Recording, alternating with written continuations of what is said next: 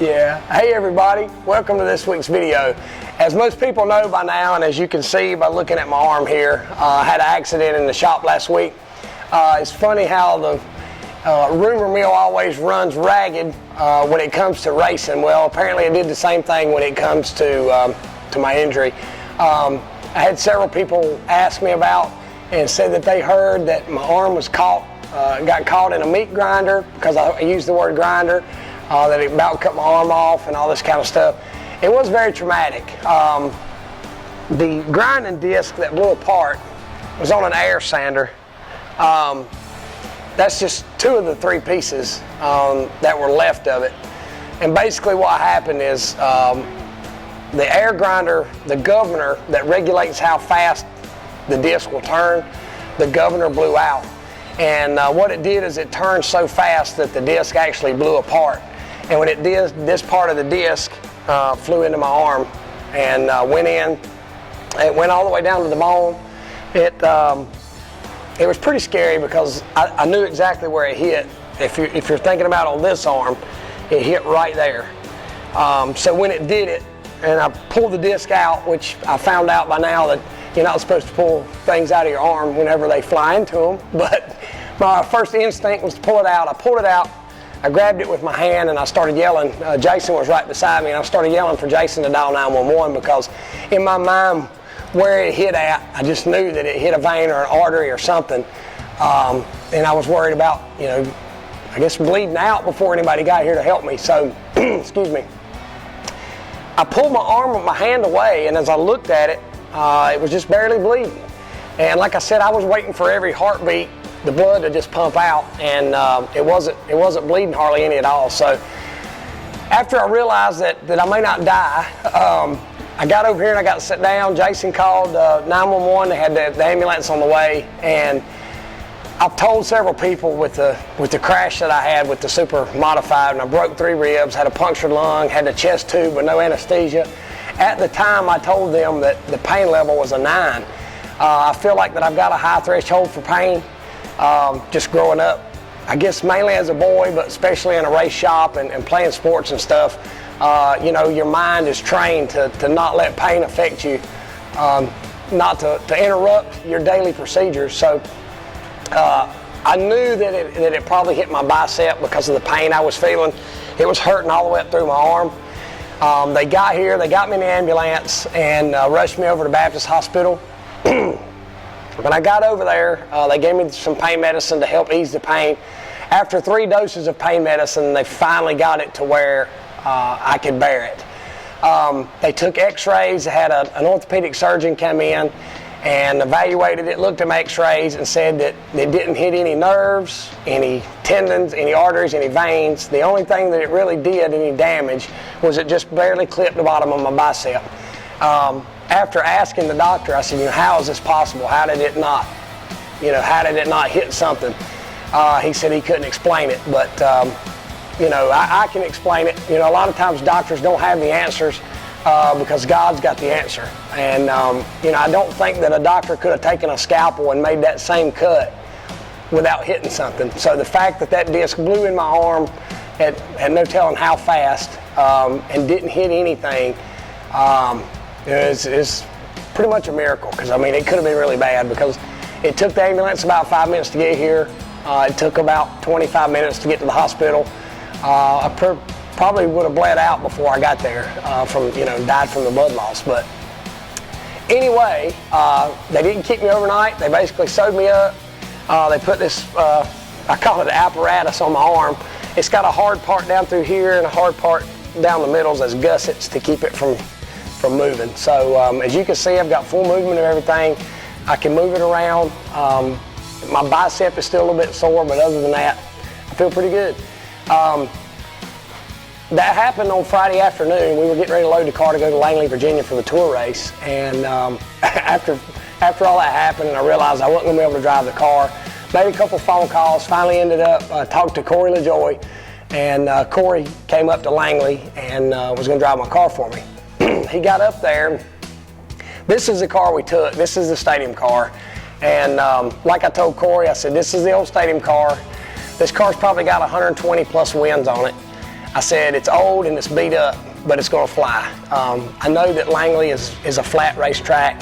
You have to be able to turn really good and have good forward bite, and that's what we have to work on at Bowman Gray Stadium since it's flat. So I knew that it was probably going to be pretty good for him. He went out in practice, and he was on probably, well, let's see, they were 200 lap tires, and he put another 50 laps on them. So he had 250 lap tires on, and we're still very close on the times to people that put new tires on. The people that put new tires on were a half a second quicker, but then they fell off really fast. So I knew that he had a good race car. I knew that it was going to be a pretty good night for us. But he went out and he qualified second. He actually had the fastest first lap. He said had he not seen what his first lap was, he might not have tried so hard on the second lap and actually slowed down. I think he actually even scrubbed the wall just a little bit going down the backstretch. So had that not happened, I feel like he probably would have been on the pole. But Corey has got a lot of experience racing, mainly in the K&N Series. He's ran several modified races, but most of his experience is in a full body car. So to be as fast as he was and to go out and qualify second, I think we were all, pretty pleased with that. The way I look at it is I wouldn't have called Corey to put him in the car if I didn't want him to go for it. So the fact that he went for it on that second lap and scrubbed the wall, I've done that myself several times because you're going for it. You're trying to get all you can out of it. So as the race got started, like I said, he started second. He fell to third, ran, for a little while. He actually got back to second, and then he got the lead. It kind of went back and forth. Jason charged up from about fifth or sixth and took the lead from Corey. Corey took it back from him. So as bad as it hurt me to sit up on that pit box and know how good the car was and to know how bad I wanted to be in it, to be able to watch the 1 and the 4 run first and second for most of the night took a lot of the sting away from what was going on for me. But Corey, we went through halfway. The tires looked great at the halfway stop. We didn't change anything around. We just made some notes of what was going on, checked the stagger, and we let him go. We got going, and there was a couple of double file restarts, and he kept the lead. I think it was a race high, 71 laps he led. It was a restart. I'm not sure how many laps were left. I think about 45 laps to go. And on the restart, he didn't go. And come to find out, I think you'll probably see some of the footage that Steven was shooting earlier. The rear end busted inside. We weren't sure if it was a transmission or rear end, but now after we've torn it apart, we know that it was the rear end. It wasn't anything that Corey did. It was just a part failure. The rear end itself wasn't but about a year old. So we don't really know exactly what caused it, but sometimes things happen. But that put him out of the race. But like I said, the car was great. He was leading when it broke. He led 71 laps. The other highest lap leader was Jason. He led 48 laps and was able to go on and win. And got his second tour win of his career, but his first win since 2006 at the stadium. So of everything that was going on, it's funny, we talked about how the Lord works in mysterious ways. The fact that my brother won the race and to see my dad's car in victory lane, it made me forget about a lot of the ill stuff that was happening with me and my car. So it turned what could have been a really bad weekend into pretty good. So really happy for Jason and for Daddy and all those guys. They've been working hard. Jason's been really competitive this year, so he was definitely due. We came back, drove all night, came back, and came down on Sunday because we had to get ready for the race at Ace on Monday. I used the same car, so basically what we had to do is change rear ends out because that rear end was broke. We actually borrowed a rear end from Jason and put it in the car. Everybody was asking me, who was going to drive the car. I had several people calling me, letting me know that they were on standby if I needed them. I felt like physically, my arm was a little bit sore. I think my main concern was how big this cast was and if I was going to have room in the car. So we got the car ready to go, and then late Sunday afternoon, I actually climbed in the car and kind of made sure that I had room and made sure that everything felt okay, and it did. So that being said, we had to go to Ace the next day for the Monster Day Madness, the third weekend of their 5-race series. We had the tires on the car. We run the stadium type tires, and we had the tires on the car that I finished the last race at the stadium with. They had 150 laps on them. We went out, I was second in practice, came in, and we didn't run anymore, basically didn't run anymore for the next 3 practice sessions. So I felt the car was really good. I felt that it would probably be best for me not to drive as much as I had to, or any more than I had to. So we went out and I actually qualified on the pole. After the spin of the wheel, spun a 3, and that inverted the top 3. That put it 65-22, and then me. After that, we basically ran about 4 laps, and Mother Nature poured the rain down on us, and we had to come down pit road.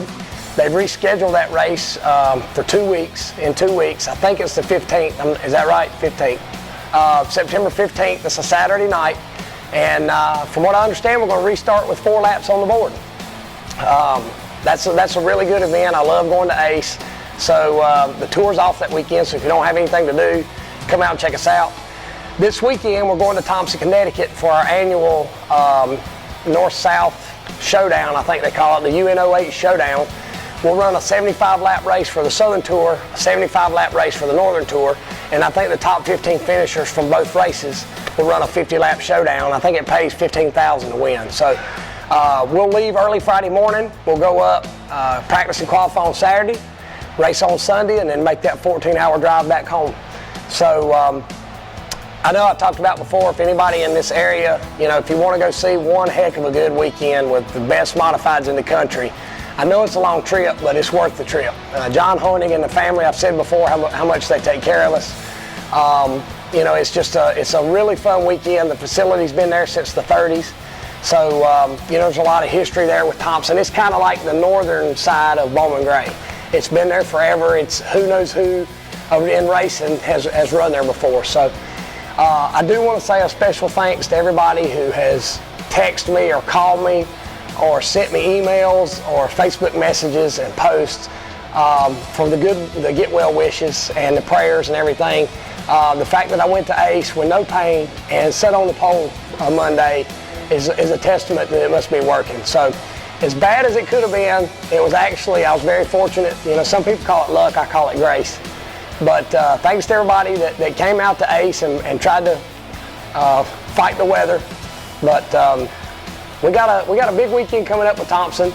Got to go to the doctor tomorrow, hopefully get this thing off my arm and go to Thompson and try to get a win. But thanks again to everybody. We'll see you soon.